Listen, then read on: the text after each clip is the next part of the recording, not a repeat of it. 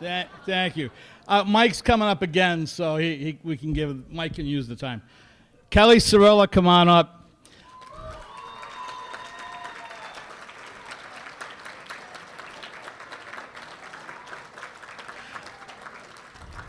Kelly is in the U Albany Hall of Fame, one of the very best players they ever had, and that's the truth. So you don't get into U Albany's Hall of Fame unless you're a dominant player. And I know Fran has told me many wonderful things about you, and we're thrilled to have you in this Hall of Fame tonight.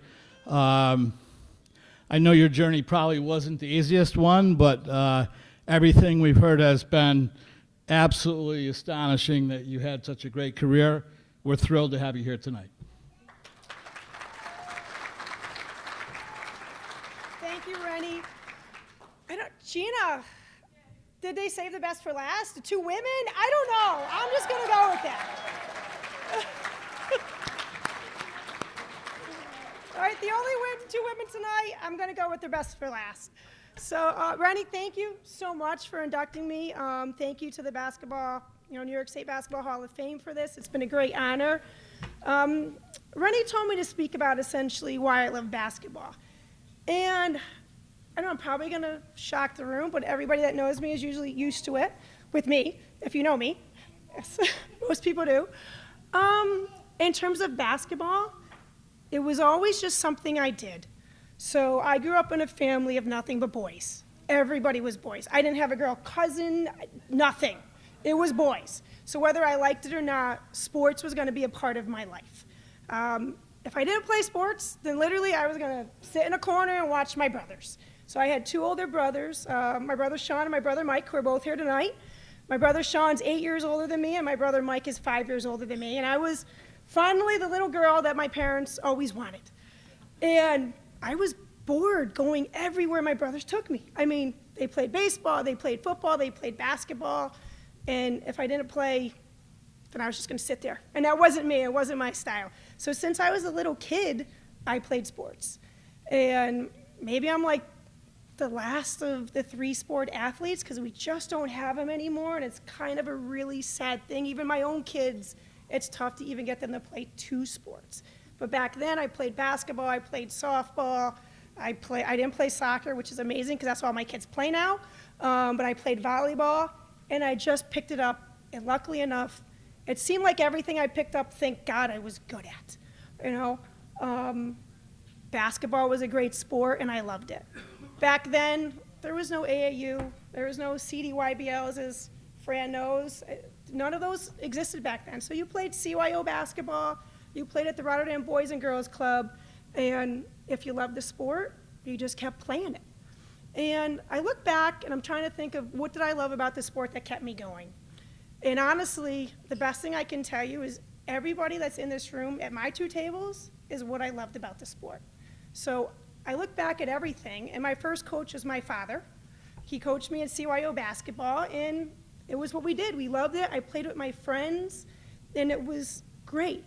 After that, I played modified basketball, which at this point in time, I don't know if my kids ever played a modified sport. Now it's like, oh my God, the thing if you play modified sports now, if your kids are any good. But my mother back then wouldn't let me do anything other. She's like, nope, you're going to play modified basketball, you're going to play with your friends, and that's it. I don't want you playing up. I want you to play the level that you're at and play with your friends. And I did. I was 7th and 8th grade and playing modified sports. And I got to be honest, I look back at it now, and it was a really nice thing. And I really enjoyed playing with my friends. I really enjoyed having the time to just grow up as a kid and play the level of sports I was supposed to play back then. Because nowadays, everyone wants to play varsity, and that's it. You go to varsity, and there's nothing more. So my mother always said no.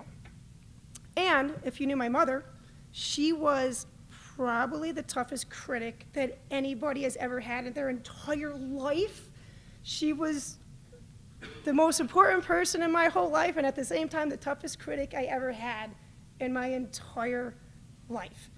Growing up, it was great, because I knew if I did bad in a game, and I didn't know if I did horrible in a game. I just had to look at the stands and see my mother. If I missed a free throw, she was there looking at me like, how'd you miss a free throw? If I made a free throw, she was happy as can be. And it was great. And I remember growing up and just some of my best memories was after the games and just sitting there with my mother and talking about sports and talking about the game and just having those good quality times with my mother that I would never get back. And it was just a wonderful thing about basketball. So growing up, I played CYO, I played Boys and Girls Club, I played modified basketball. I get to high school, and I gotta be honest, my parents really didn't know what to do back then, 1990s, with a girl who knew how to play sports. My brothers were good, but they were good athletes, never going on to college. My brother Michael did. He went on and played at Union for baseball. But I was a little different, and my parents didn't know how to handle me. And up until then, like I said, there was no AAU. There was no true basketball for girls back then, and they didn't know what to do with me. So the first coach that ever came along that coached me and knew what to do, he's here tonight, is Doug Hopkins. And he was an amazing man. He was a lifesaver to my parents. I remember him coming to my parents and being like, do you have a tape of your daughter for college? And they're like, no. Like, what is that? And he's like, she can play basketball in college. Do you have a tape? Do you have something we can get out to coaches? What do you have for her? And they're like, and they were great, and they were honest. They're like, we don't know. We've never had this before. What do we do? And he was amazing. And he walked my parents through everything. He was an absolute amazing coach. And honestly, without you, Coach Hopkins, which is honestly why I asked you here tonight, I don't know if I ever would have played in college. I don't. My whole career was just playing basketball, playing softball, playing volleyball, and just always going through the motions and just being good at sports, but never knowing what I was going to do with it as a woman. And Coach Hopkins came in and said, you're a good athlete. You can go to college and you can play basketball. And he taught us and taught me and taught my parents everything about what we needed to do. And if it wasn't for him, I probably would have never played basketball in college. So Coach Hopkins, thank you so much, because I don't know if you know this, I'm not sure if you did, but without you, I wouldn't have been in college and where I am today because of it. So I appreciate it. Thank you so much for being here and for doing it.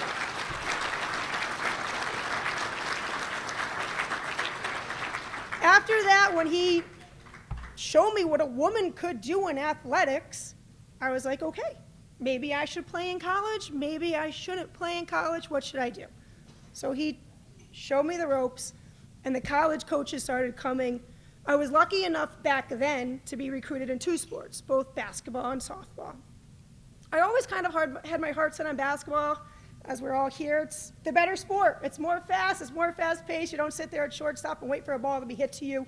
You can do something every minute. So I said, okay. I went on a couple recruiting visits. I'm like, I'm going to play basketball.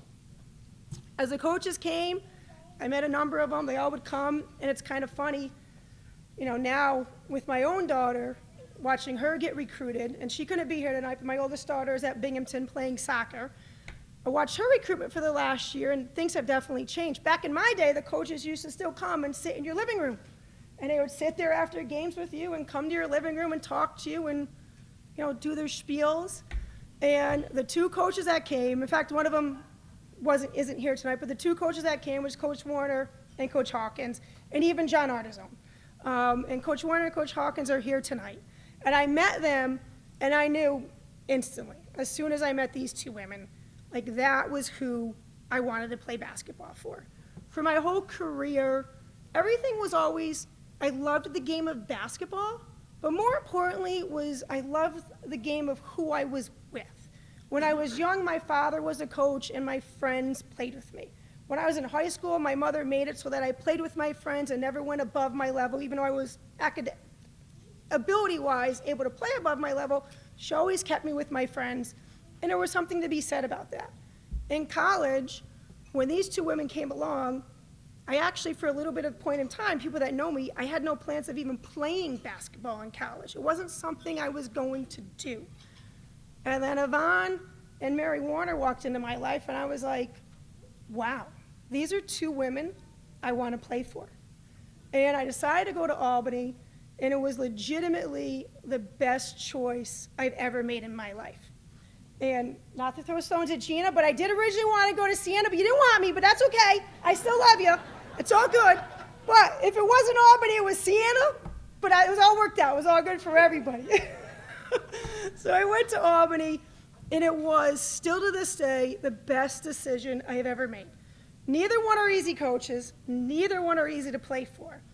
But I love the old school about them. I'm still an old school person now in terms of basketball, and their ability to not only teach kids how to play the game, but they taught me so much more than that. They taught me how to be a young woman. They taught me how to be, good in academics. They taught me to think more about just basketball and where I wanted to be in 4 years.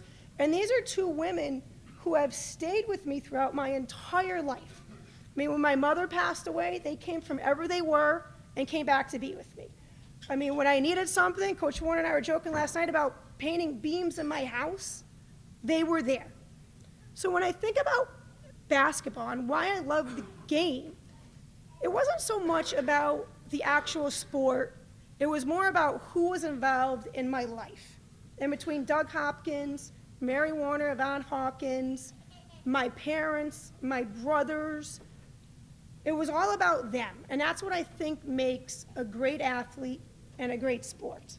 And then quickly, now that I'm my own coach, John Killian, who was at my table, who's the head of the Lightning program, he's just made the second level. I went from being a player to a coach and coaching my own kids and just trying to instill everything about the game and the aspects which are more than basketball into that. And I appreciate John for giving me the chance to coach now in Lightning.